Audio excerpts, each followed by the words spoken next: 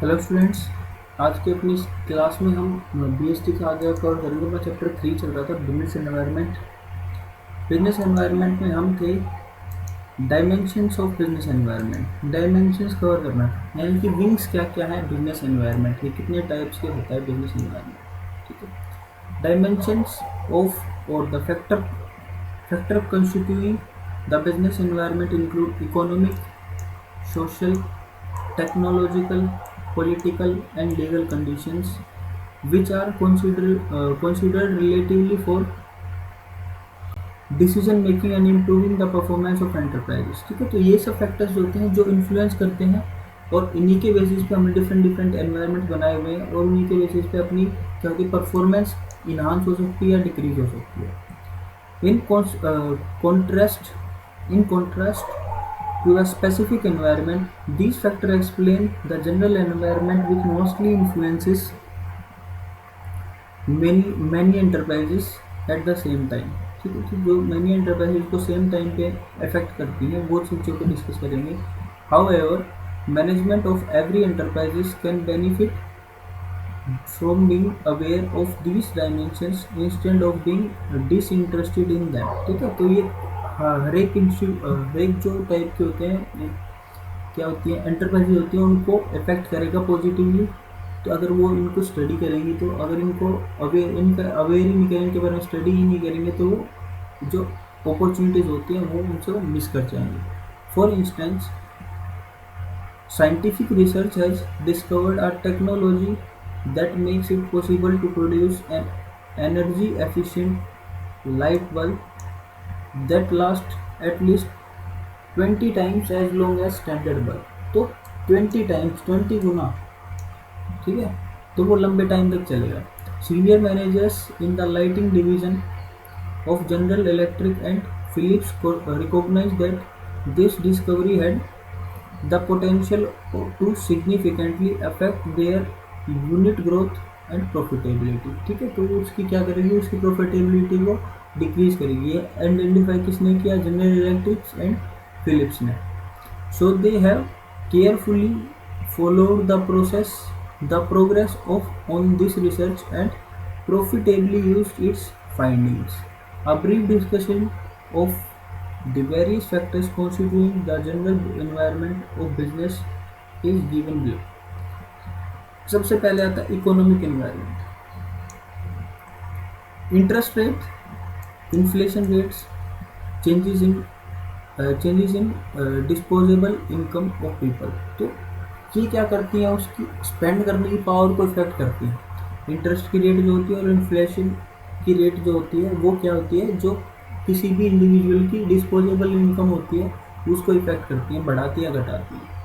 Stock market indicates and the value of रूपी that can affect management practices in a business enterprises। Short or long run interest rates significantly affect the demand of for product and services। तो demand को affect करती हैं। For example, in case of construction companies and automobile manufacturers, low longer term rates are beneficial because they result in increasing spending by consumers for buying homes and cars on borrowed money। ठीक है, तो वो चीज़ उनको helpful करती है positively, ये उनकी potential को इंक्रीज करती है। Similarly, a rise in disposable income people due to increase in gross domestic product, GDP में इंक्रीज कर जाएगा अगर लोगों की डिस्पोजेबल इंक्रीज हो जाएगी। ठीक है, of the country create increasing demand for its product की डिमांड इंक्रीज हो जाएगी। High inflation rate generally result in constraints on business enterprises as they increase the various cost of business such as the purpose of raw material and machinery and payment of wages and salaries। Clear हो गया? तो economic environment के बारे में हमने पढ़ा, कैसी चीज़ें अपनी बढ़ सकती हैं। जीडीपी बढ़ जाएगी तो लोगों की पोटेंशियल बढ़ जाएगी अपने मनी को स्पेंड करने की। ठीक है, तो लोगों की जनरल इनकम इंक्रीज हो जाएगी। तो अगर वो पॉजिटिवली इकोनॉमिक इन्वायरमेंट को स्टडी करते हैं तो। नेक्स्ट आता है सोशल इन्वायरमेंट।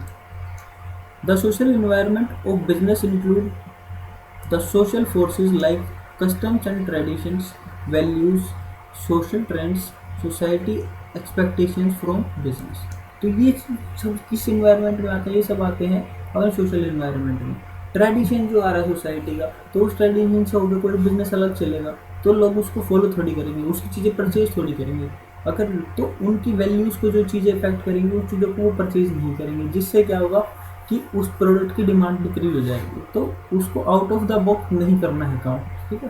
तो ये चीज़ उसको नॉलेज कहाँ से मिलेगी? जब सोशल एनवायरनमेंट को स्टडी करेगा तो नॉलेज मिलेगी।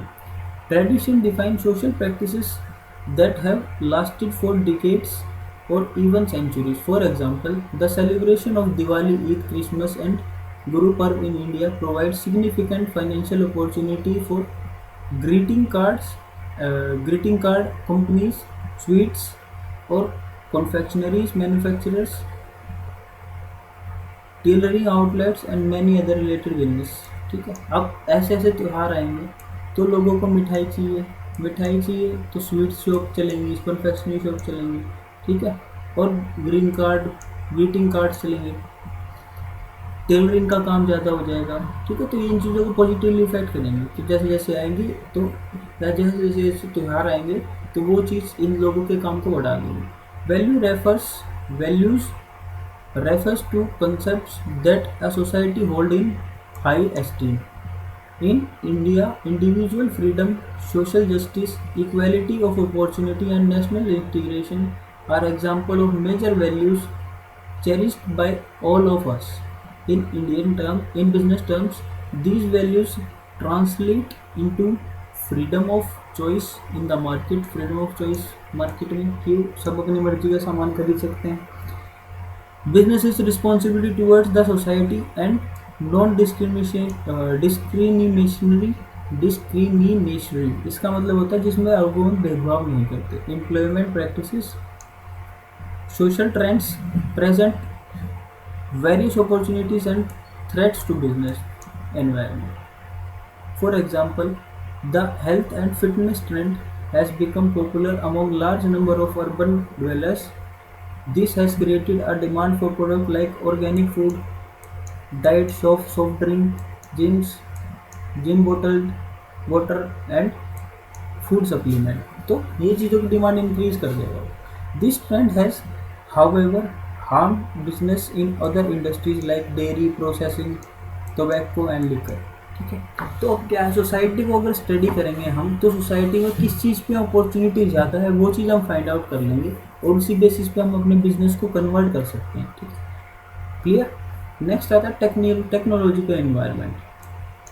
Technological environment includes forces relating to scientific improvements and innovations which provides new ways of producing goods and services and new methods and techniques of operating a business। ठीक है, तो new methods और new techniques कैसे आई? Technological environment के through आई। ठीक है, technology के बारे में जो बिजनेस फर्म्स, एंटरप्राइजेज जो स्टडी करेंगे तो उनको लेटेस्ट टेक्नोलॉजी को पता होगा, वो जल्दी स्विच करके अपने हाई मार्जिन कमा सकते हैं। ठीक है, और अगर लेट हो गए तो अपॉर्चुनिटी निकल जाएगी उनके हाथ से। For example, recent technological advances in computers and electronics have modified the ways in which companies advertise their products। अब जैसे जैसे कंप्यूटर्स के एडवांस टेक्नोलॉजी आई वैसे वैसे क्या हुआ, लोग एडवर्टाइज करने का तरीका बदल गया। It is common now to see CD-ROMs, computerised information kiosk and internet world wide web, multimedia pages highlighting various products. ठीक है, आज के टाइम में क्या है, आप जैसे नेट चलाओगे तो डिफरेंट टाइप के एडवर्टाइजमेंट आपको मेल्स पे या ऐसे वैसे जब हम कोई साइट यूज़ कर रहे हैं तो वहाँ पे आने लग जाती हैं। तो ये न्यू वे आ गया किसका, एडवर्टाइजिंग करने का। Similarly, retailers have direct link with suppliers who replenish stocks when needed. ठीक है, जब ज़रूरत होती है तो वो मंगा लेते हैं। Manufacturers have flexible manufacturing systems. Airline companies have internet and world wide web pages where customers can look for flight times, destinations and fares and book their tickets online। आज के टाइम में ऑनलाइन टिकट बुक कर सकते हैं, पर old time में क्या होता था, तो चीज़ें पुरानी हो चुकी हैं।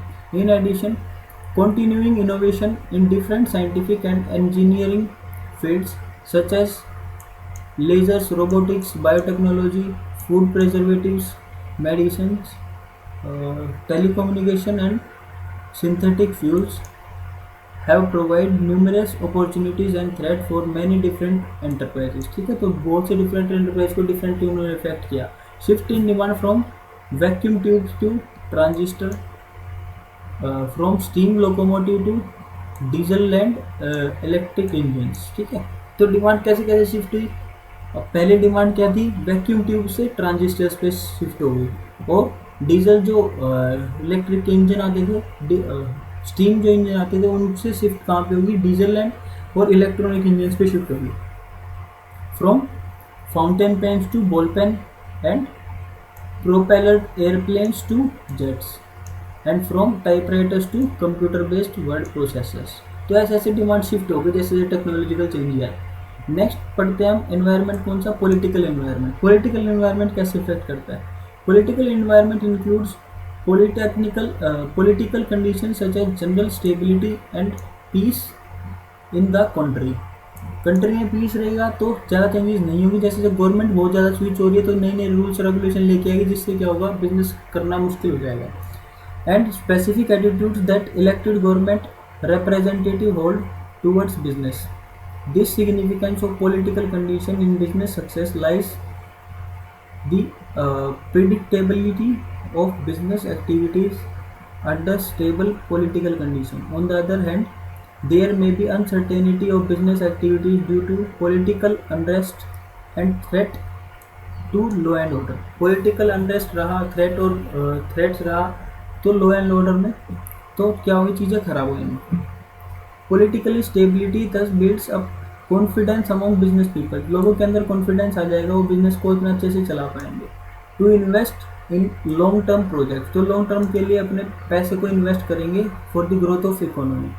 Political instability can shake this that confidence. Political instability, जल्दी से गवर्नमेंट टूट रही है, बन रही है, तो उससे क्या होगा कि कॉन्फिडेंस उनका कम हो जाएगा. Similarly the attitudes of government officials towards business में हैव आइदर पॉजिटिव और नेगेटिव इम्पैक्ट अपॉन बिजनेस. ठीक है, तो उसको पॉजिटिव इफेक्ट भी पड़ सकता है और नेगेटिव भी पड़ सकता है. For example, even after opening up our economy in 1991, foreign companies found it extremely difficult to cut through the bureaucratic red tape to get permit for doing business in India. ठीक है, अब 1991 में भी branch खोल दी, उसके बाद भी जो ब्यूरोक्रेट्स होते हैं, जो गवर्नमेंट के अंदर काम करते होते हैं, सरकारी लोग होते हैं, वो इतना ज़्यादा उनके पास रेड टेप का मतलब होता है, ऑफिशियल वर्क इतना ज़्यादा होता है कि वो अब तक परमिट ही नहीं दे पाए किस चीज़ को, बिजनेस को रन करने के लिए इंडिया में.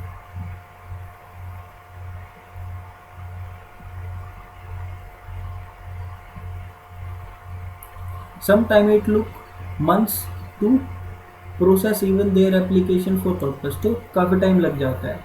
As a result, these companies were discouraged from investing in our country. ठीक है, तो वो कंट्री जो फॉरेन की कंपनीज जो होती हैं वो अपनी कंट्री में इन्वेस्ट करने से मना कर देती है. This situation has improved over time. Legal environment.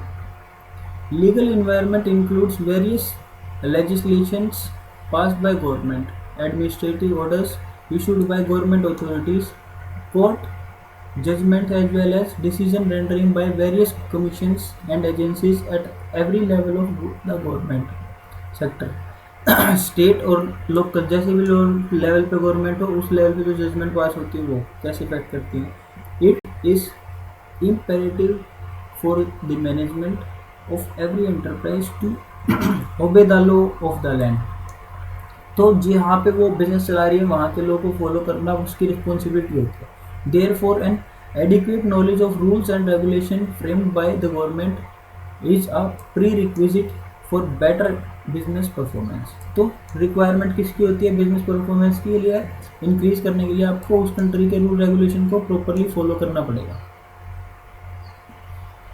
Non compliance of laws can land the business enterprise into legal problems. जिससे क्या होगा, लीगल प्रॉब्लम्स आ सकती हैं अगर हम उसको रूल रेगुलेशन फॉलो नहीं करेंगे. In India a working knowledge of companies act 1956 Industrial Development and Regulation Act 1951, Foreign Exchange Management Act and Imports and Export Act 1947, Factories Act 1948, Trade Union Act 1926, Workmen Compensation Act 1923, Industrial Dispute Act 1947, Consumer Protection Act 1986, Competition Act 2002, and host of such other legal enactments as amended from time to time by the Parliament. ठीक है, तो जितने भी rule regulation parliament में दोबारा दोबारा से पास हो रहे हैं उनको सबको जानना, उसकी नॉलेज में रखना जरूरी होता है। Is important for doing business, business को चलाए रखने के लिए जरूरी होता है। Impact of legal environment can be illustrated with the help of government regulations to protect consumer interest. For example, the advertisement of alcoholic beverages is prohibited. ठीक है, तो कंज्यूमर के वेलफेयर के लिए वो एल्कोहलिक बेवरेज के जो एडवर्टाइजमेंट है उसको कम कर सकते हैं। Advertising include packets of cigarette carry the statutory warning cigarette smoking is injurious to health, ये लिखा हुआ आता है ना। सिमिलरली एडवर्टाइजमेंट्स और baby food must necessarily inform the potential buyer that mother milk is the best. ठीक है, तो बेबी फूड खिला रहे हैं वो, तो उनके लिए ऊपर लिखा होना चाहिए प्रोडक्ट के ऊपर कि mother milk is best. All these regulations are required to be followed by advertisers। ठीक है, तो अब गवर्नमेंट ने पॉलिसी निकाली कि ऐसा करना है तो लोगों को ऐसा ही करना पड़ेगा, बिजनेस फर्म को ऐसे ही रैपर्स बनाने पड़ेंगे। क्लियर है, तो ये सब चीज़ें ये इन्वायरमेंट जो हमने पढ़े ये चीज़ें अफेक्ट करती हैं बिजनेस के इन्वायरमेंट को। क्लियर है, बिजनेस को इफेक्ट करती है, इसको पॉजिटिवली इफेक्ट भी कर सकती है, नेगेटिवली इफेक्ट भी कर सकती हैं। थ्रेट्स और अपॉर्चुनिटीज़ के बारे में फाइंड आउट करके ही बता सकते हैं। ठीक है, तो इन एनवायरनमेंट को पढ़ लेना चाहिए, जिससे क्या नॉलेज रखनी चाहिए, जिससे क्या होगा बिजनेस में अपॉर्चुनिटीज़ को हम अच्छे से टाइम से टैकल कर सकते हैं। ठीक है, आज की क्लास में इतना ही रखते हैं।